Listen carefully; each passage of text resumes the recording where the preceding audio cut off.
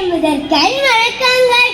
நெற்றிக்கண் திறப்பினும் குற்றம் குற்றமே என்ற நக்கீரர் வழியில் வந்த நடுவர் அவர்களே, நான் இங்கு ஹனுமானின் பக்தி நெறி என்பது பற்றி ஒரு சில வார்த்தைகள் பேச வந்துள்ளேன். ஹனுமான் அஞ்சனைக்கும் கேசரிக்கும் மகனாக பிறந்தான்.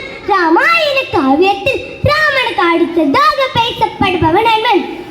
சூரியனை குருவாக கொண்டு 4 வேதங்களையும் சாஸ்திரங்களையும் கற்றுணர்ந்தவர். ராமாயணத்தில் பக்திக்கு சிறந்த எடுத்துக்காட்டாக வழங்குபவர் அனுமன். எளிமையை உருவானவர். அவரது திறமையும் வலிமையும் அவருக்கே தெரியாது. அவர் ஒரு வானவன் மட்டுமல்ல, பக்தி, பணிவு, தைரியம், நம்பிக்கை அனைத்திற்கும் உருவமாக திகழ்ந்தார். ஹனுமனின் வாழ்க்கை நமக்கு சொல்லும் ஒரு முதல் பாடம் நம்பிக்கை. ஹனு என்றால் தாடை, மண் என்றால் பெரிதானது. எனவே ஹனுமன் என்றால் பெரிய தாடை உடையவன் என்பது பொருள். ஹனுமன் சீதா தேவியா சிரஞ்சீவி என்று கூறப்படுகிறார். தன்னலம் கருதாமல் ராமனை சரணடைந்ததே ஹனுமனின் ஞான பக்தி.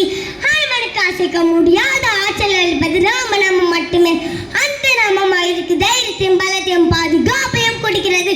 ராமா என்ற நாமத்தை